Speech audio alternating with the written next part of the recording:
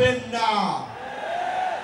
নির্বাচনের আগে সমস্ত রাজনৈতিক দল যেন নির্বিঘ্নে প্রচারণা করতে পারে, নিরপেক্ষ একটি প্রশাসনিক এবং রাষ্ট্র ব্যবস্থা থাকে, সেই লেভেল প্লেইং ফিল্ড নিশ্চিত করতে হবে, যেটা আজকের এই সমাবেশের একটি দাবি।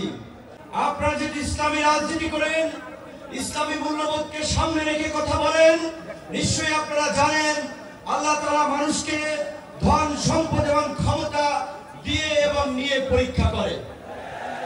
গত 16 বছরে আমাদের কাছ থেকে আল্লাহ তাআলা নিয়েছেন, আমাদের ধৈর্যের পরীক্ষা নিয়েছেন। আমরা সেই পরীক্ষায় উত্তীর্ণ হয়েছি বলেই আমাদেরকে এই রহমতের জুলাই উপহার দিয়েছিলেন। সেই জুলাইয়ে আমরা বাংলাদেশের মানুষের উপরে চেপে থাকা দৈত্য দানবের মতো 16 বছরের ফাঁসিবাদকে পরাজিত করেছি। কিন্তু আমরা ওই যে আপনার হাদিস আছে, বিপদ কেটে গেলে মানুষ উৎফুল্ল হয়, অহংকারী হয়। তাই আমরা দেখতে পাচ্ছি এই গণ অভ্যুত্থানে আমাদের অংশীদারেরা, মজলুমরা আজকে উৎফুল্ল অহংকারী হয়ে জালিম হয়ে উঠছে।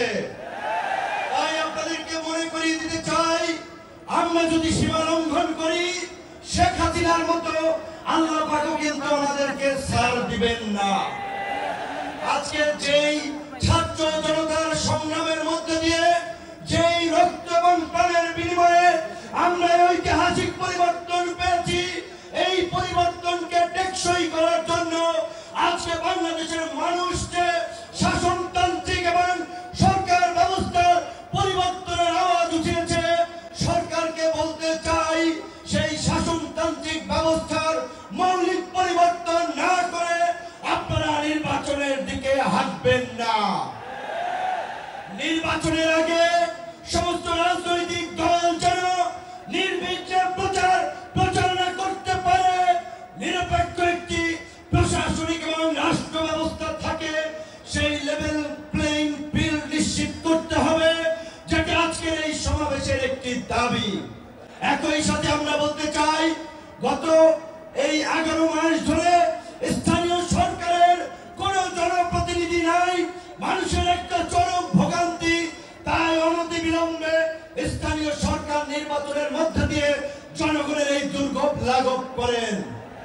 আমার ভাই, আমার সহকর্মী, সহযোদ্ধা বন্ধু জাহিদুল ইসলাম বলেছে, আমিও তার সাথে একত্রতা পোষণ করে বলতে চাই।